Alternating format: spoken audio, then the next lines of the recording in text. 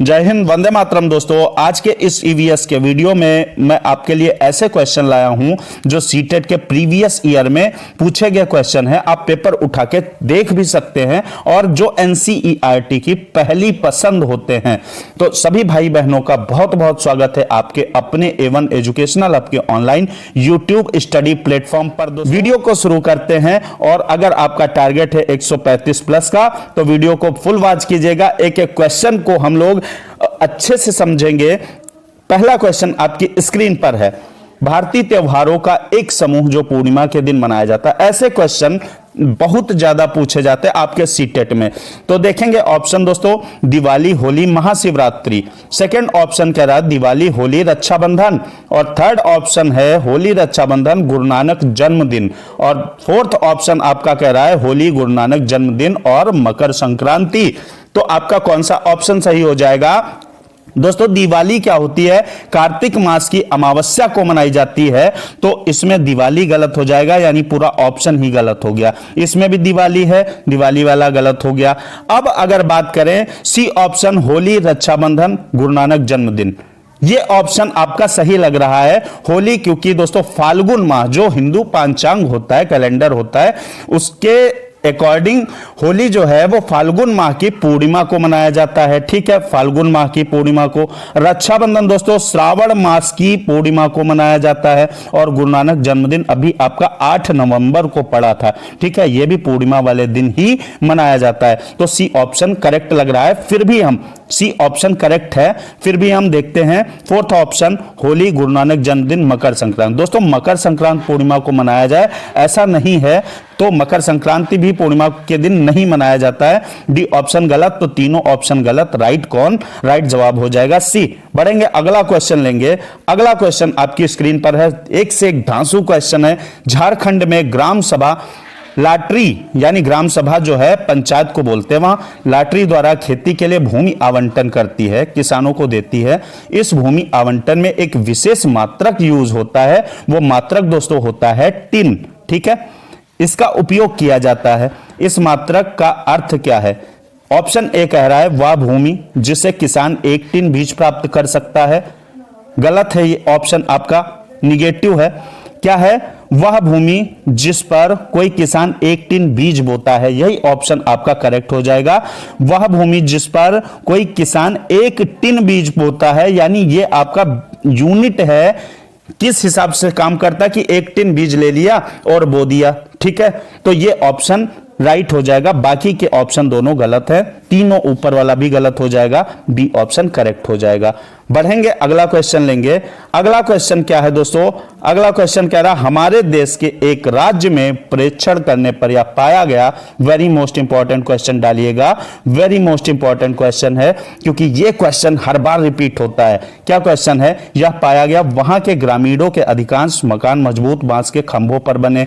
बांस के खंभों पर बने मकान। ठीक है, लकड़ी के फर्श जमीन से लगभग कितने 3 से 3.5 मीटर की ऊंचाई पर बने होते हैं। मकानों की दीवारें भी लकड़ी की बनी होती हैं। और वहां भारी वर्षा आ गया ना, भारी वर्षा होने के कारण मकानों की छतें सामान्यतः ढाल वाली होती हैं। यह राज्य कौन सा हो सकता है दोस्तों? पहला ऑप्शन कह रहा है असम, गुजरात, उत्तराखंड, मिजोरम। तो ऐसा क्वेश्चन आएगा, पक्का आएगा। और इस क्वेश्चन में आप असम टिक करके आओगे और 1 नंबर आपका बिल्कुल फ्री का हो जाएगा। बढ़ेंगे, अगला क्वेश्चन लेंगे। अगला क्वेश्चन क्या कह रहा है? एक कार 1512 किलोमीटर की दूरी 28 घंटे में तय करती है। इसकी औसत चाल क्या है? अब आपको चाल बराबर कौन सा फार्मूला याद रखना है दोस्तों? चाल बराबर दूरी बटा दोस्तों समय होता है, ये याद रखना है। ठीक है, चाल बराबर दूरी बटा समय। चाल ही आपको निकालनी। दूरी दोस्तों कितनी है? 1512 बटा क्या 28। इसको जब काटेंगे तो आपका 54 आएगा। लेकिन आपका ऑप्शन डी है। लेकिन आपका क्या आ रहा है? यहां मीटर पर सेकंड में आ रहा है और यहां आ रहा है किलोमीटर प्रति घंटा में। किसमें? किलोमीटर पर आवर में। तो इसको चेंज करेंगे किसमें? मीटर प्रति सेकंड में चेंज करेंगे। 54 और मीटर प्रति सेकंड, यानी छोटे यूनिट में दोस्तों जब चेंज करते हैं, यहाँ पे बहुत सारे बच्चे कंफ्यूज रहते हैं। तो छोटे यूनिट में जब कन्वर्ट करते हैं तो छोटा वाला ऊपर रखते हैं, यानी 5 ऊपर, नीचे 18, 18 एकम 18, 18 तिया 54। ये हो गया आपका 3 × 5 = 15। 15 मीटर प्रति सेकंड आएगा। ऑप्शन कौन सा? बी ऑप्शन राइट हो जाएगा। बढ़ेंगे, अगला क्वेश्चन लेंगे फटाफट दोस्तों। मैथ की क्लास भी मैं आपको सीटेट में पूछे गए क्वेश्चन की क्लास करवाता हूं, तो चैनल को सब्सक्राइब कर लीजिएगा और सब्सक्राइब बिल्कुल बेहतरीन ढंग से दोस्तों तैयारी कीजिएगा सब्सक्राइब करके, और जिस दिन आपका सिलेक्शन हो जाए उस दिन आके चैनल को अनसब्सक्राइब कर देना, लेकिन अभी सब्सक्राइब कर लीजिए और वीडियो को दोस्तों लाइक कर दीजिएगा। अगला क्वेश्चन क्या है? हमारे देश के राष्ट्रपति द्वारा 5वीं की ईवीएस पुस्तक में दिए गए पाठ का शीर्षक है। अब देखिएगा, एनसीईआरटी की जो ईवीएस की बुक है ना, किस क्लास की? 5th की दोस्तों जो बुक है उसमें चैप्टर नंबर 15 दिया गया है, और ये किस राष्ट्रपति द्वारा लिखा गया दोस्तों? डॉक्टर जाकिर हुसैन द्वारा लिखा गया। किस? डॉक्टर जाकिर हुसैन द्वारा लिखा गया ये चैप्टर है, ये भी याद रखिएगा, जाकिर हुसैन द्वारा लिखा गया है, और वो हमारे देश के राष्ट्रपति रहे ये सब। और यहां से एक चीज और देख लीजिएगा, जाकिर हुसैन एक ऐसे राष्ट्रपति जिनके पद के दौरान रहते हुए मृत्यु हो गई थी, यानी पद पर रहते हुए मृत्यु हो गई थी। फिलहाल राष्ट्रपति द्वारा 5वीं की ईवीएस पुस्तक में दिए गए पाठ का शीर्षक है दोस्तों उसी से ठंडा उसी के गर्म। ये एक लकड़हारे बच्चे की कहानी है जो जाड़े में लकड़ियां काटता है और फिर अपने थोड़ी थोड़ी देर बाद अपने मुंह से फूंक डाल के अपने हाथों को गर्म कर लेता है, ऐसी कुछ कहानी है। तो फिलहाल इसका शीर्षक क्या? उसी से ठंडा उसी के गर्म, ये लिखा गया डॉक्टर जाकिर हुसैन द्वारा। ऑप्शन सी करेक्ट हो जाएगा। बढ़ेंगे, अगला क्वेश्चन क्या है? 3 खाद्य पदार्थों का ऐसा समूह कौन सा है जिनके प्रत्येक सदस्य में लौह तत्व सर्वाधिक विद्यमान होता है? ऑप्शन ए क्या कह रहा? पालक। जी हां, बिल्कुल पालक में होता है लौह तत्व, आयरन सबसे ज्यादा पालक, और आपका सेब हो गया और आपका वाटरमेलन, इसमें भी होता है आयरन। फिलहाल पालक हो जाएगा। गुड़ ये भी सही है, आंवला ये भी सही है, तीनों ऑप्शन सही हैं। अब यहां से देखेंगे टमाटर में दोस्तों कोई इसमें लौह तत्व तो नहीं होता, आयरन नहीं होता है। बंद गोभी में नहीं होता है, इसमें भी टमाटर है, नहीं होगा। ऑप्शन कौन सा राइट हो जाएगा दोस्तों? ऑप्शन ए राइट हो जाएगा। बढ़ेंगे अगले क्वेश्चन की तरफ, इस तरीके से फटाफट क्वेश्चन को करेंगे। अगला क्वेश्चन है, वह जंतु कौन सा है जो अपने कानों को अलग अलग दिशाओं में बहुत अधिक घुमा लेता है, जो बाहर की ध्वनि की इकट्ठा करने, ध्वनि को इकट्ठा, यहां पे सही कर लीजिएगा, ध्वनि को इकट्ठा करने में उसकी मदद करता है? ऑप्शन ए है लंगूर, कुत्ता, भालू या बाघ। तो दोस्तों ये क्वालिटी जो होती है, कौन सी क्वालिटी? कि वो अपने कानों को अलग अलग दिशाओं में घुमा लेता है, तो आपका ऑप्शन डी राइट हो जाएगा, बाघ।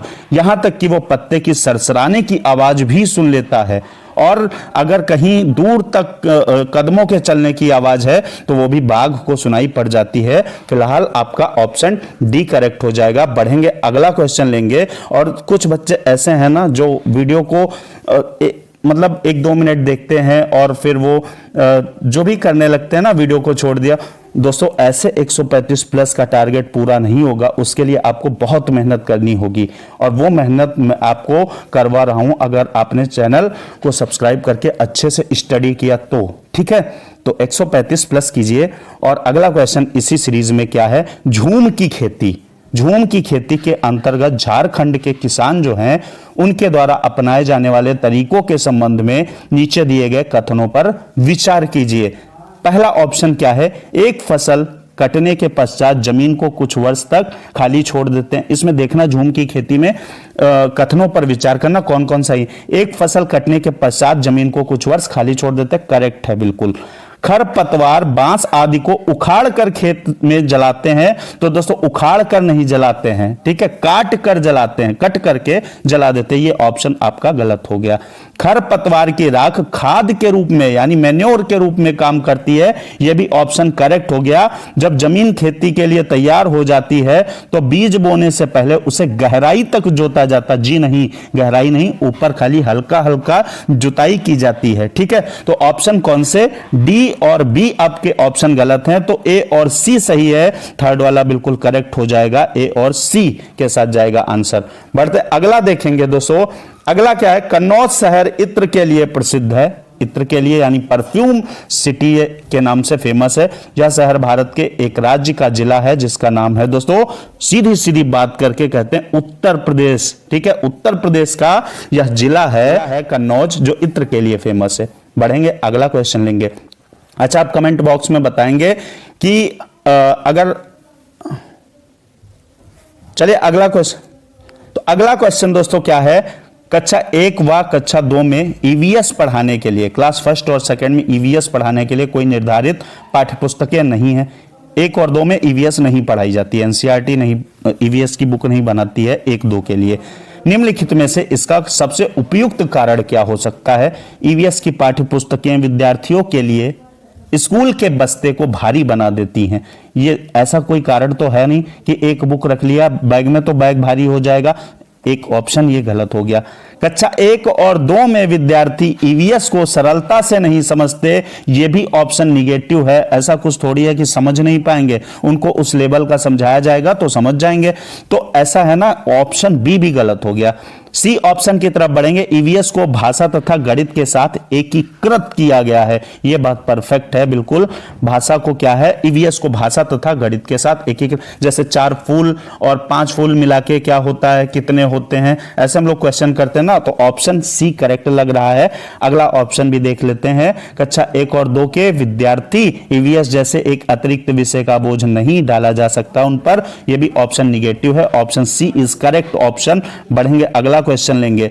अगला क्वेश्चन दोस्तों क्या है, आदर्श रूप से निम्न में से कौन सा विकल्प विद्यार्थियों द्वारा किए गए क्रियाकलापों के पश्चात उनके सीखने को मजबूत करने के लिए होना चाहिए? ऑप्शन ए है घर पर किए गए क्रियाकलाप, शिक्षक द्वारा क्रियाकलापों का स्पष्टीकरण, ऑप्शन सी कह रहा है कक्षा में आपसी विचार, और ऑप्शन डी कह रहा है ईवीएस की कॉपी में रिकॉर्ड बनाए रखना।